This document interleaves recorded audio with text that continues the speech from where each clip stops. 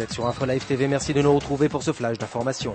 La ville de Rafah, dans le sud de la bande de Gaza, est tombée jeudi aux mains des combattants du Hamas, selon des responsables des forces de sécurité alliées au Fatah et des témoins. Rafah est la dernière conquête du Hamas dans sa prise de contrôle quasi complète de la bande de Gaza. Dans la journée, les terroristes du mouvement islamique se sont emparés du siège de la sécurité préventive tenu par les alliés du Fatah du président Mahmoud Abbas à Gaza. La situation dans la bande de Gaza inquiète particulièrement les autorités israéliennes, mais également le père de Gilad Shalit, détenu par le Hamas depuis le 25 juin dernier à Gaza. Dans un entretien accordé à Info Live TV, Noam Shalit a fait part de ses inquiétudes quant à la libération de son fils, à la lumière des récents événements dans la bande de Gaza.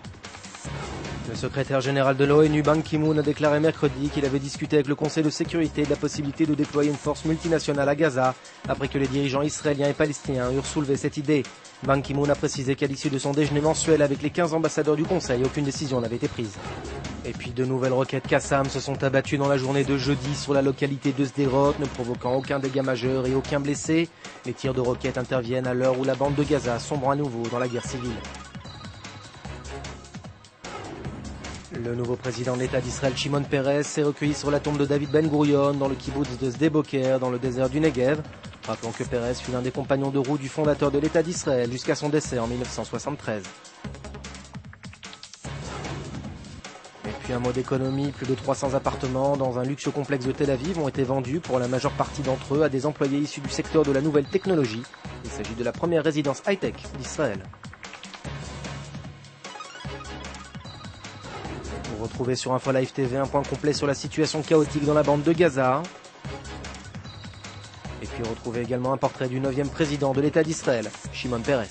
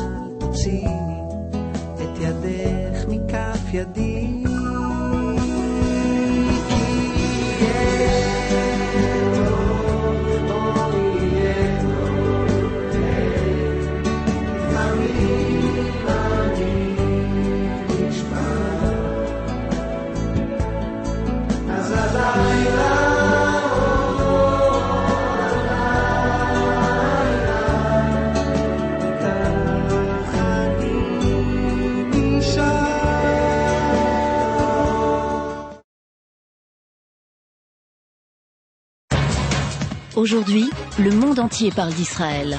Mais qui parle d'Israël au monde entier, en temps réel, en 4 langues et en direct de Jérusalem? Infolive.tv, la première chaîne de télévision internationale israélienne. 24 heures sur 24, 7 jours sur 7, suivez de l'intérieur l'actualité d'Israël et du Moyen-Orient. Des reportages, des interviews, un grand journal et des flash infos en images dès que l'actualité l'exige. Infolive.tv, votre regard direct et vrai sur l'actualité d'Israël. Retrouvez Infolive sur internet www.infolive.tv.